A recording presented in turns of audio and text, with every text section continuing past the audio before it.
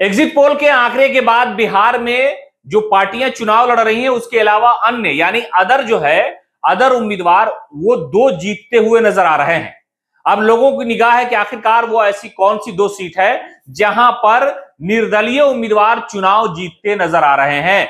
चुनावी परिणाम से पहले का जो परिणाम होता है वो कयामत की घड़ी होती है। उम्मीदवार और उनके समर्थकों की धड़कनें तेज होती हैं, लेकिन जो अधिकतर एग्जिट पोल आए हैं उसमें यह बताया जा रहा है कि बिहार में दो निर्दलीय प्रत्याशी जीतते हुए नजर आ रहे हैं और वो दोनों सीटें हॉट सीट थी। वहां पर एनडीए के लोग भी और इंडिया गठबंधन के लोग भी उस निर्दलीय प्रत्याशी के खिलाफ चुनाव प्रचार करते नजर आए थे।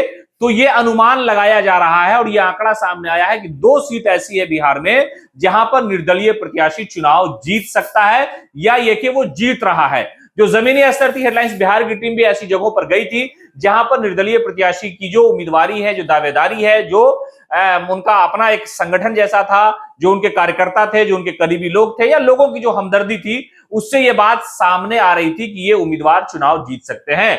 उनमें से दो ऐसे नाम हैं जो सबसे ज्यादा बिहार की राजनीति में चर्चा में थे चुनाव के दौरान, और वो ये कह रहे थे कि मोदी के भी लोग और कांग्रेस के लोग भी, राहुल गांधी के लोग भी, लालू प्रसाद यादव के लोग भी हमें चुनाव हरा सकते हैं। इस तरह की दावेदारी, इस तरह की बातें कई जगह पब्लिक प्लेटफॉर्म पे चुनावी मैदान के दौरान और ये बातें कही जा रही थी। लेकिन जो अब तक एग्जिट पोल आया है उस आंकड़े में यह बात कही जा रही है कि दो उम्मीदवार चुनाव निर्दलीय के तौर पर जीतेंगे और मेरा भी यही आंकड़ा है। मैं भी यही आकलन लगा रहा हूं। जब हम लोग पहुंचे थे उन इलाकों में तो वहां पर लोगों ने कहा कि हमको दल से कुछ नहीं लेना है, इस बार हम लोग चाहते हैं कि अपना उम्मीदवार जिता करके पार्लियामेंट भेजे, इसलिए कि हमारे अपने लोकल इश्यूज हैं, हमारे अपने स्थानीय मुद्दे हैं। उसमें से यानी जो दो उम्मीदवार के जीतने की बात सामने आ रही है उसमें सबसे पहला नाम पप्पू यादव का है।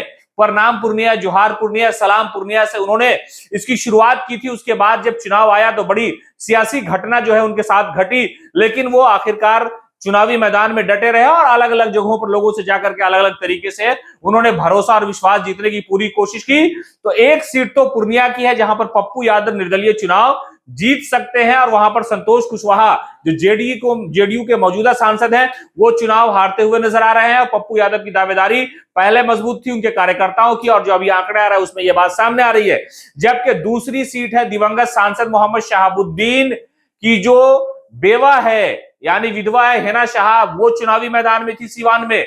सिवान सबसे हॉट सीट थी और सिवान की चर्चा पूरे भारत में होती है। शहाबुद्दीन ने अपनी रहती जिंदगी में हिना शहाब को तो चुनाव नहीं जिता पाए, इसलिए कि कई बार हिना शहाब आरजेडी के टिकट पर चुनाव लड़ी, लेकिन इस बार उन्होंने उस टिकट को ठुकराया और निर्दलीय के तौर पर वो सिवान की जनता के बीच गई और उन्होंने कहा कि दल से नहीं दिल से मैं चुनाव लड़ रही हूं, इसलिए इस बार हमें आप चुनाव जिताइए। मैं सिवान का जो वो अपना एक जो छवि है, जो सिवान का विकास है, उसे मैं करके दिखाऊंगी। तो कहा यह जा रहा है कि दो ऐसी सीटें हैं बिहार में निर्दलीय उम्मीदवार चुनावी मैदान में थे, वो दोनों चुनाव जीतते हुए नजर आ रहा है। उसमें से एक पूर्णिया से पप्पू यादव का नाम है तो दूसरा सिवान से हिना शहाब का नाम आ रहा है।